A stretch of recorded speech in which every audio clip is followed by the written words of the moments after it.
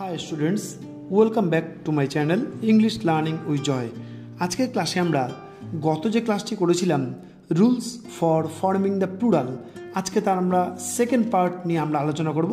এখানে অল্প একটা দুটো নিয়মই আছে এবং তারপরে আজকের ক্লাসে আমরা nouns with two plural forms of different meanings. আজকের ক্লাসে আরেকটি জিনিস আমরা আলোচনা করব। কিছু কিছু নাউন্স আছে তার দুটো করে প্লুরাল আছে এবং সেই দুটো প্লুরাল যখন তাদের প্লুরাল হয় তখন তাদের কিন্তু মিনিংগুলো কিন্তু আলাদা আলাদা হয়। সুতরাং এইরকম কিছু জিনিস নিয়ে আজকে আমরা আলোচনা করতে চলেছি। আজকের ক্লাসটি কিন্তু বেশ ইম্পর্টেন্ট, তোমরা ভালো করে আজকের ক্লাসটি ফলো করো, কারণ আজকের ক্লাসটি ভালো করে ফলো করলে তোমরা সেই যে প্লুরালগুলো কী করে করতে হয় সেটার একটা দুটো নিয়ম তো জানতে পারবেই। তার সাথে সাথে যে সমস্ত নাউন্সগুলো কথা আজকে বলবো সেই সমস্ত নাউন্সগুলো দুটো করে প্লুরালস আছে এবং সেগুলোর যে আলাদা আলাদা মিনিং আছে সেগুলো তোমরা খুব সুন্দর করে জানতে পারবে এবং আগামীতে তোমরা বিভিন্ন রকম রাইটিংস বা বিভিন্ন রকম গ্রামারের ক্ষেত্রে সেগুলো তোমরা ভালো করে বুঝতে পারবে। ঠিক আছে, চলো তাহলে আজকে চটপট আজকের ক্লাসটি এবার শুরু করি। প্রথমে দেখো দেওয়া আছে some nouns form their plural by change of vowels, মানে কিছু কিছু নাউন্স আছে তারা নিজেদের ভাওয়ালগুলোকে চেঞ্জ করে জাস্ট সিঙ্গুলার থেকে তারা প্লুরাল হয়। যেমন ম্যান হলো মেন, ওম্যান হলো ওমেন, ফুট হলো ফিট। ঠিক আছে, তারপরে দেখো লাউস মানে উকুন, লাউসের প্লুরাল লিস, মাউস মানে ছোট ইঁদুর, সেটার প্লুরাল হলো মাইস, আর গুজ হলো রাজহাঁস এবং সেটার প্লুরাল হলো গিজ। ঠিক আছে, তাহলে এইভাবে এইগুলো সাধারণ নিয়ম আমি জাস্ট এখানে আলোচনা করে দিচ্ছি তোমাদের বোঝার সুবিধার জন্য। তাহলে এইভাবে কিন্তু ভাওয়ালের পরিবর্তন করে অনেক সিঙ্গুলার নাউন কিন্তু প্লুরালে চেঞ্জ হয়। তারপরে দেখো দেওয়া আছে সাম নাউন্স অ্যাড ইএন। ঠিক আছে, কিছু কিছু নাউন নিজের সাথে ইএন অ্যাড করে তারা কিন্তু প্লুরাল হচ্ছে। যেমন ox oxen, child children, brother brethren. ঠিক আছে, আবার এটা কিন্তু ব্রাদার্সও বলা হয়। তাহলে আমাদের রুলস ফর ফর্মিং দ্য প্লুরালের থেকে এই দুটো নিয়ম বাকি ছিল, এই দুটো নিয়ম আমরা জেনে নিলাম। এইবার আজকে আমরা nouns with two plural forms of different meanings, এখান থেকে আজকে আমরা নিয়মগুলো শিখতে চলেছি। তাহলে প্রথমে দেখো দেওয়া আছে সিঙ্গুলারে ব্রাদার ভাই। তাই ব্রাদারের প্লুরাল ফর্ম দুটো হয়, একটা ব্রাদার্সও হয় একটা ব্রেথরেনও হয়। তাহলে ব্রাদার্স যদি হয় এটা কি, ব্রাদার্স যদি হয় তার মানে হলো sons of the same parents. একই বাবা মার যখন নাকি এক বা একের অধিক যখন নাকি ছেলেপেলে যখন থাকে তাদের, বা এক বা অধিক যখন নাকি ভাই থাকে তখন তাদেরকে ব্রাদার্স বলা হচ্ছে। আর ব্রেথরেন এর মানে হলো members of the same society, মানে এক সমাজ বা প্রতিষ্ঠানের সকল লোকজনকে কিন্তু ব্রেথরেন বলা হয়ে থাকে। তাহলে ব্রাদারের যে দুটো প্লুরাল ফর্ম তার যে আলাদা আলাদা জিনিস সেটা আমরা বুঝতে পারলাম। একটা ব্রাদার্স তার আলাদা নিয়ম, আর ব্রেথরেন তারও কিন্তু আলাদা নিয়ম। নেক্সট যে নাউনটি আছে সেটা হলো ক্লোথ। ঠিক আছে, তাহলে ক্লোথের দুটো প্লুরাল ফর্ম আছে, একটা হলো ক্লোথস, সেটা স্পেলিং হলো CLOTHS। ক্লোথস এর মানে হলো kinds of pieces of cloth not made up into garments, মানে এমন এমন কিছু ক্লোথের বা জামা কাপড়ের টুকরো আছে যেগুলো কিন্তু মানে তখনও সেগুলো দিয়ে বস্ত্র কিন্তু তৈরি করা হয়নি, মানে কোনো বস্ত্রের খণ্ড হিসাবে সেটা বোঝানো হচ্ছে, সেটাকে বলা হচ্ছে ক্লোথস, তার স্পেলিং CLOTHS। তারপরের জন্য দেখো ক্লোথের আরেকটা প্লুরাল ফর্ম হলো ক্লথস, CLOTHES ক্লথস। ক্লথসের মানে হলো গার্মেন্টস বা পোশাক। তাহলে তোমরা দেখো ক্লথের দুটো প্লুরাল শিখতে পারলে তার মিনিংগুলো কিন্তু একদম আলাদা, তোমরা ভালো করে কিন্তু খেয়াল করো। নেক্সট নাউনটি হলো ডাই। ঠিক আছে, তার প্লুরাল ফর্ম দুটো আছে। প্রথমে একটা হলো DIES ডাইস, এর মানে হলো স্ট্যাম্পস ফর কয়েনিং, মানে যখন কোনো মুদ্রা তৈরি করা হয় সেই মুদ্রার ছাঁচ, ওটা হলো ডাইস।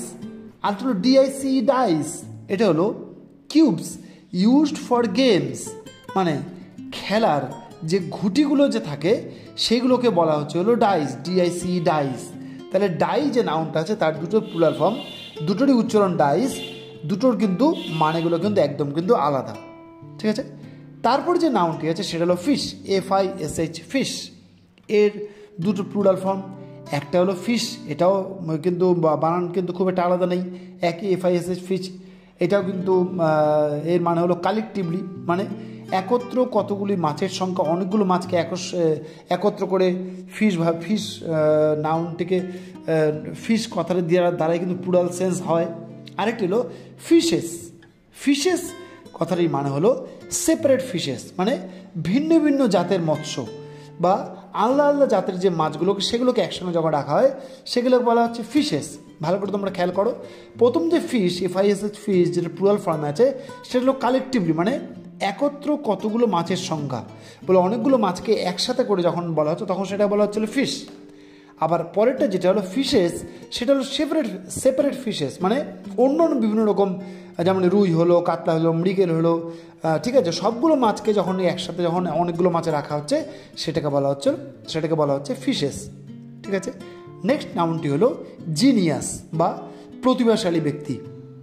জিনিয়াসের প্লুরাল ফর্ম দুটো আছে, একটা হলো জিনিয়াসেস, একটা হলো জেনি। তাহলে জিনিয়াসেস যার স্পেলিং হলো GENIUSES, জিনিয়াসেস, এর মানে হলো মেন অফ ট্যালেন্ট, মানে প্রতিভাশালী ব্যক্তিগণ, মানে অনেকগুলো প্রতিভাশালী ব্যক্তিদেরকে একসাথে বোঝানো হচ্ছে। আরেকটা হলো জেনি বা জিনি, যেটাই বলো GENII, জিনি, এর মানে স্পিরিটস বা ভূত প্রেত বা আত্মাগুলোকে বলা হলো জিনি। ঠিক আছে, তাহলে জিনিয়াসের দুটো প্লুরাল ফর্ম আমরা জানলাম। এবার দেখো নেক্সট নাউনটি দেওয়া আছে ইন্ডেক্স। ঠিক আছে, ইন্ডেক্সের দুটো প্লুরাল ফর্ম হলো ইন্ডেক্সেস আর একটা হলো ইনডাইসেস। তাহলে ইন্ডেক্সেস যেটা হলো তার মানে হলো টেবিলস অফ কন্টেন্টস, মানে সূচিপত্রগুলো, অনেকগুলো সূচিপত্রকে একসাথে করে এখানে বলা হচ্ছে ইন্ডেক্সেস।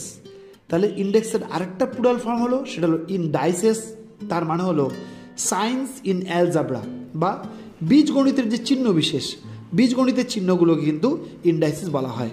ঠিক আছে, তাহলে ইন্ডেক্সের দুটো প্লুরাল ফর্ম আমরা জানলাম। নেক্সট নাউনটি হলো পেনি, PENNY, পেনি। পেনির দুটো প্লুরাল ফর্ম হলো, প্রথমটি হলো পেনিস, PENNIES, পেনিস। তোমরা ভালো করে খেয়াল করো, এর মানে হলো নাম্বার অফ কয়েন্স, মানে পেনি নামক মুদ্রার সংখ্যা, মানে পেনি যে মুদ্রাটি যেটা আছে সেটাকে অনেকগুলো পেনিকে একসাথে করে যেটা বলা হচ্ছে সেটাকে বলা হচ্ছে পেনিস। এর পেনি এর আরেকটি প্লুরাল ফর্ম হলো পেন্স, PENCE, পেন্স। তো তার মানে হলো অ্যামাউন্ট অ্যাট ভ্যালু, মানে পেন্সে প্রদত্ত মোট মূল্য, মানে পেন্স বলে যে এই যে মুদ্রাটি আছে এই মুদ্রা ধরে যেটা মূল্য হচ্ছে সেটার মানে হচ্ছে পেন্স। ঠিক আছে, তাহলে পেনির দুটো প্লুরাল ফর্ম আমরা জেনে নিলাম। নেক্সট নাউনটি হলো সেইল, SAIL, সেইল। সেইল মানে শামুক, আমরা জানি। সেইলের প্লুরাল ফর্ম হলো SAIL, সেইল, আরেকটি হলো SAILS, সেইলস। তাহলে প্রথম যে সেইল হলো সেটা হলো নাম্বার অফ শিপস, জাহাজের সংখ্যা। ঠিক আছে, আমি একটু ভুল বললাম, সেল যে প্রথম মানে বলেছিলাম তোমার শামুক মোটে না, ওটা স্নেইল, এটা হলো সেইল মানে যাত্রা করা।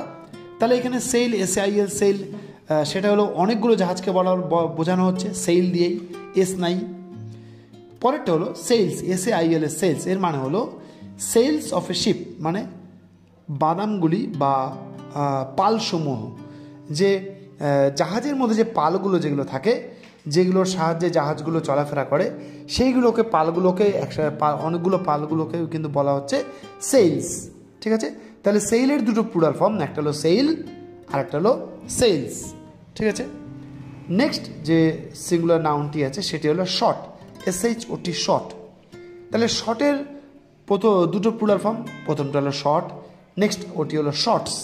প্রথম যে শট আছে প্লুরালে তার মানে হলো বুলেটস, মানে গুলি সকল, যে বুলেটসগুলো বা গুলিগুলো যেগুলো আছে সেগুলোকে বলা হচ্ছে শট। দেখো শটের সাথে কিন্তু এস দিচ্ছে না, কিন্তু তার সাথে কিন্তু প্লুরাল সেন্স আসছে। নেক্সট যেটা হলো শর্টস, SHOT, শর্টস, তার মানে হলো নাম্বার অফ টাইমস ফায়ার্ড, মানে যতবার গুলি ছোড়া হয়, মানে যতবার গুলি করা হচ্ছে সেই নাম্বারগুলোকে একসাথে করে বলা হচ্ছিল শর্টস। ঠিক আছে, তাহলে আমরা এতগুলো সিঙ্গুলার নাউনকে আমরা প্লুরাল করলাম এবং প্রত্যেকটার মানেগুলো কিন্তু আলাদা আলাদা আছে।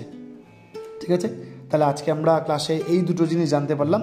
তোমরা ভালো করে আজকের ক্লাসটি ফলো করো, কারণ আজকের ক্লাসটির দ্বারা কিন্তু আমরা অনেক জিনিস কিন্তু গ্রামারে জানতে পারছি। ঠিক আছে, তাহলে তাহলে আমাদের দেখা হবে এরপরের আরেকটি ভিডিওতে। ততদিন পর্যন্ত তোমরা ভালো থেকো, সুস্থ থেকো। Good bye.